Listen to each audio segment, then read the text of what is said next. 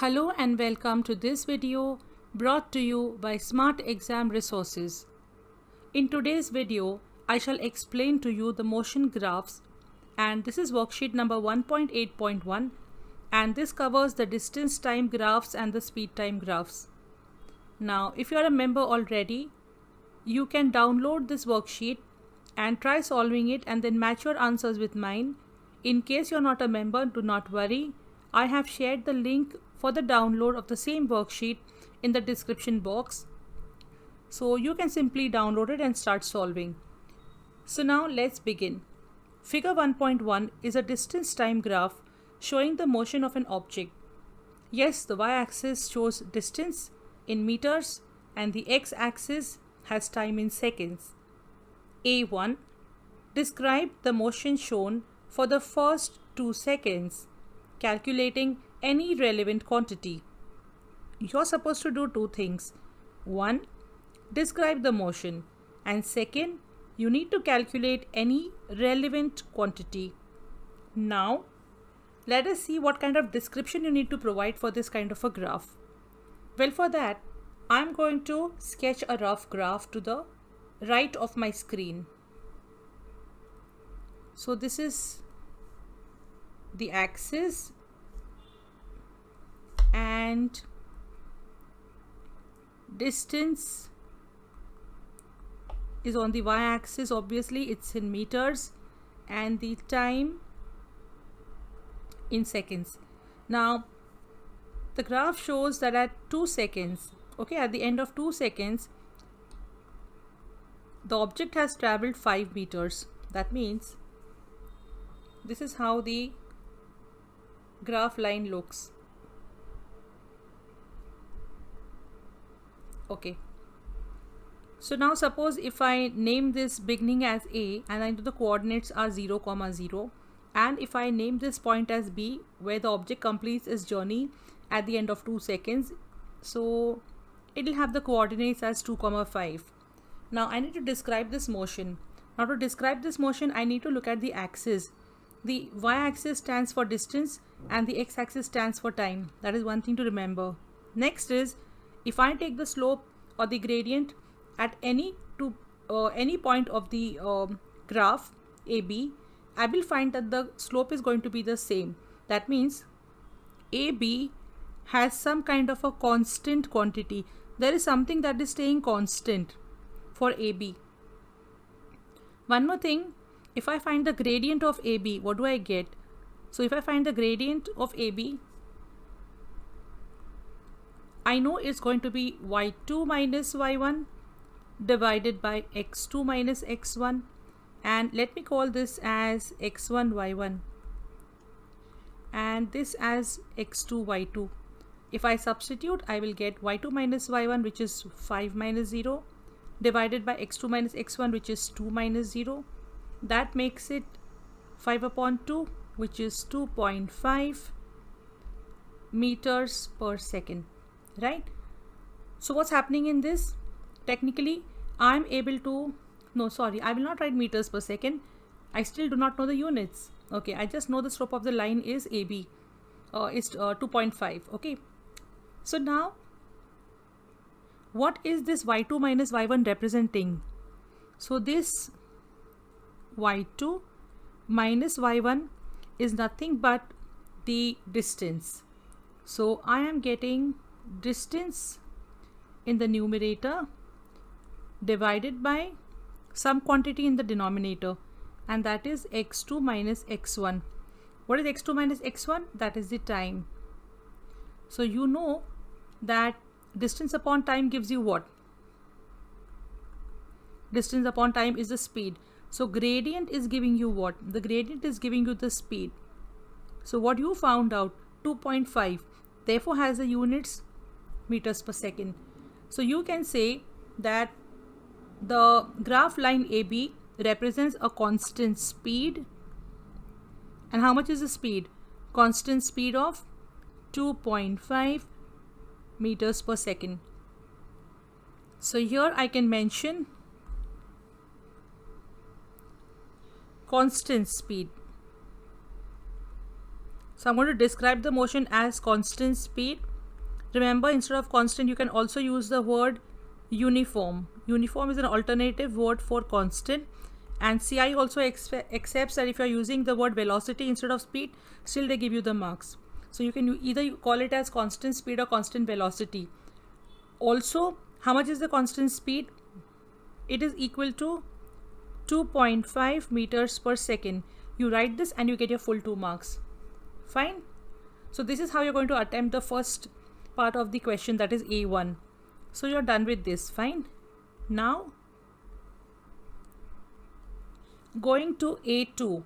After 2 seconds the object accelerates. Accelerates meaning it speeds up. So on figure 1.1, sketch a possible shape of the graph for the next 2 seconds.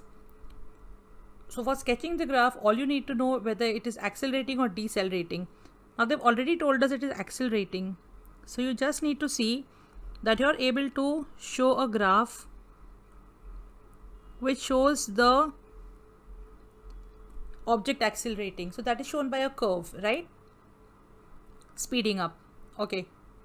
So now we are able to show this as well, A2. Now B. Describe how a distance time graph shows an object that is stationary. Now how would you come to know that the object is stationary? Well, for a distance time graph, if I drew a line like this, horizontal line, what does it mean? That when time is 0 seconds, distance is 25. When time is 1 second, distance is still 25. Time is 2 seconds, distance is still 25. So means the time increases but the distance stays constant. That means the object has not moved at all. So a horizontal line. So when you have a horizontal line, it tells you that the object is stationary. So describe how a distance time graph shows an object is stationary with the help of a horizontal line. So that's the idea. So horizontal line, you can just continue writing that a horizontal line on the distance time graph tells us that the object is stationary. Fine. And you get your 1 mark. Let's move ahead. Figure 1.2 shows the axis for a speed time graph. Earlier was a distance time graph. This is a speed time graph. Okay. Figure 1.2. On figure 1.2, draw 1. The graph of the motion for the first 2 seconds as shown in figure 1.1. Figure 1.1 shows us what? That between 0 to 2 seconds the object is moving with a constant speed of 2.5 meters per second. So here I can say that between 0 to 2 seconds the object is moving with a constant speed. That is what the graph was showing. Okay. And what was a constant speed over here? It was 2.5 meters per second. That means what I need to do on the speed time graph is to show that between 0 to 2 seconds the speed is nothing but 2.5 meters per second.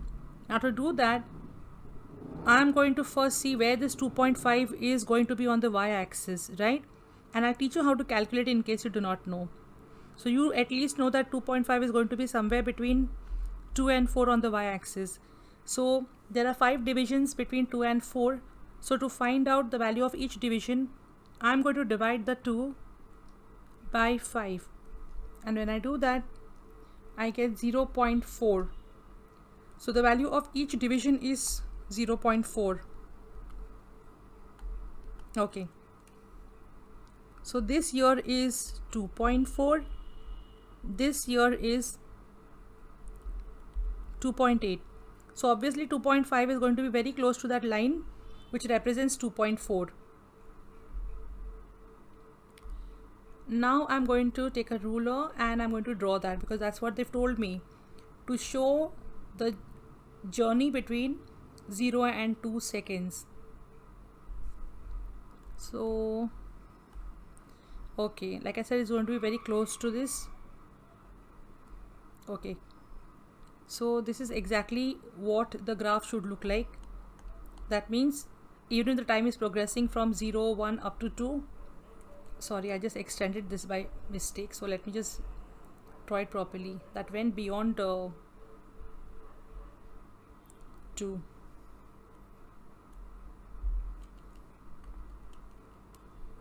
Sorry for that. Okay.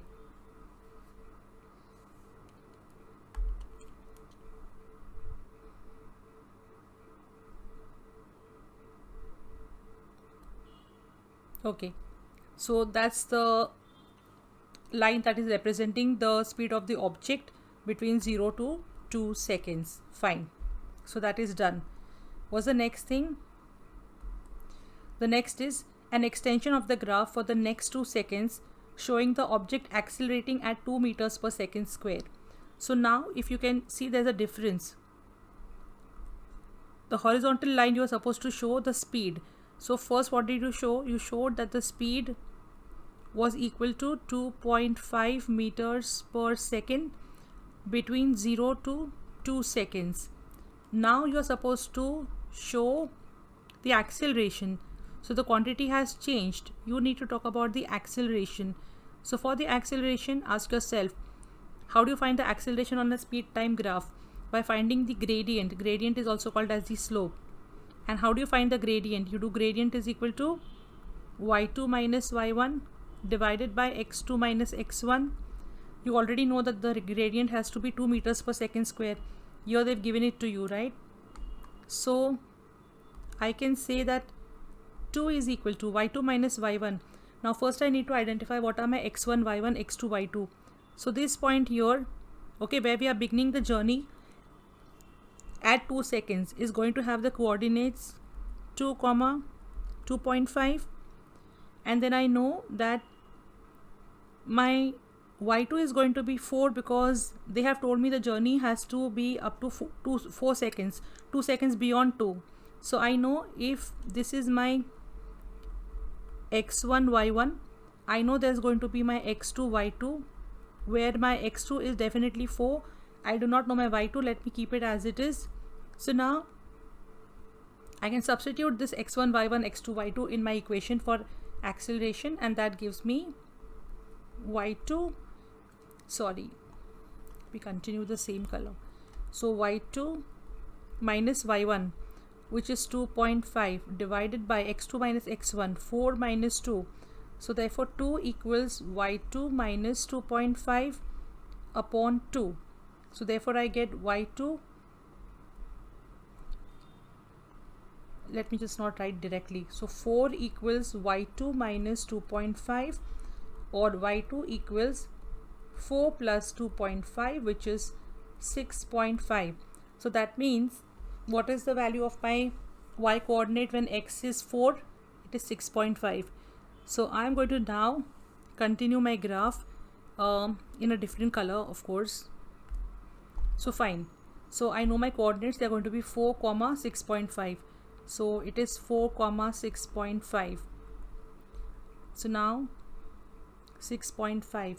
Where is my 6.5? So once again, this is 6.4. So 6.5 is going to be very close to 6.5. So maybe I can assume that it is somewhere over here. Okay. So now let me just take a ruler and finish drawing this graph.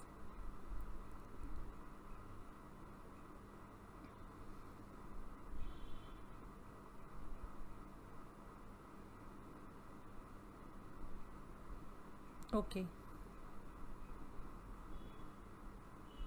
So now this is what it is. It's gone a bit too high. Let me just adjust it properly. So it's going to be 6.4 is going to be somewhere, 6.5 is somewhere over here, and let me just decrease the width of my pen, and that is going to be like this. Okay, better than before. Okay, so see, technically speaking it should be from here, but the thing is I cannot do with that kind of accuracy on my screen. But yes, it has to start at 2, 2.5 and go up to 4, 6.5. Okay, so now this is how you're going to find out the y coordinate if the value of the acceleration is given to you. So it's very simple. It's a basic mathematics that I'm using here. So fine. So in the first part I showed the speed was equal to 2.5 meters per second and then in the second one I showed the acceleration was 2 meters per second square, because I knew acceleration was given to me as 2 meters per second square. Okay, fine. So I've done both these parts. Now describe how a speed time graph shows an object that is stationary. Now talking about the speed time graph, it's not a distance time graph, it's a speed time graph. So on a speed time graph, how do you come to know that the object is stationary? Well, stationary meaning the speed should be 0, because even if I have a speed of 5 meters per second square, I'm still moving.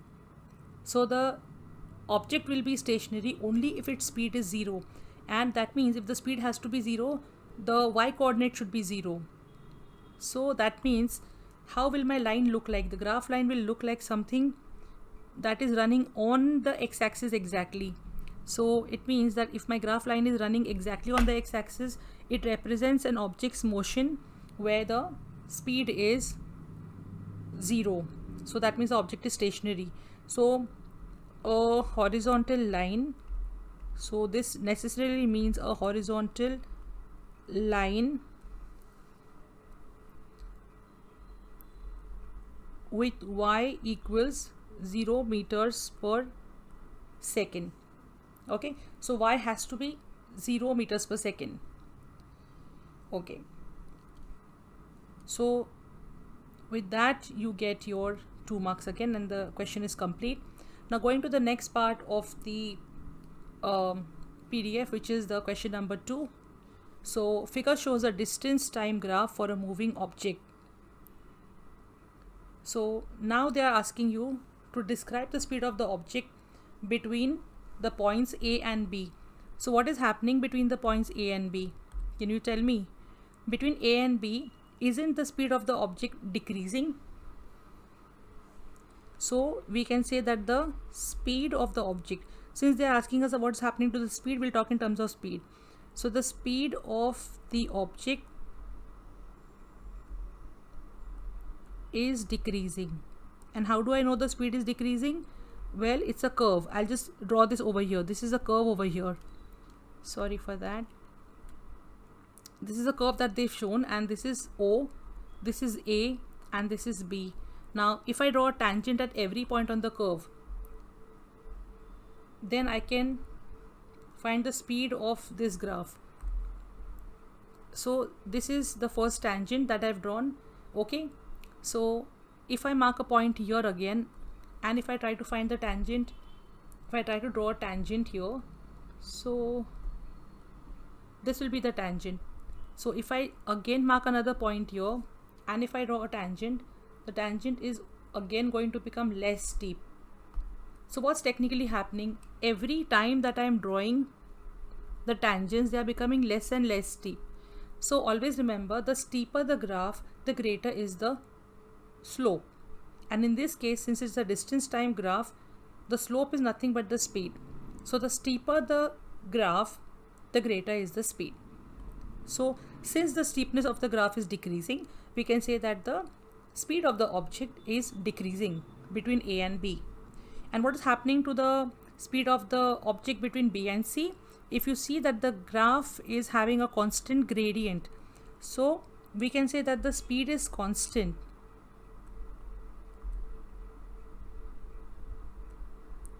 Getting it? The speed is constant. That is going to give you your 2 marks here. State whether the acceleration of the object is 0, negative or positive. So is the acceleration 0, negative or positive? How do you know that? Well, what's happening to the speed of the object between A and B? Speed is decreasing. If speed is decreasing, it is decelerating, not accelerating. So the acceleration is going to be negative. And what about B and C? State whether the acceleration of the object is 0, negative or positive as shown in the graph over there. So is the acceleration positive, negative or 0 between B and C?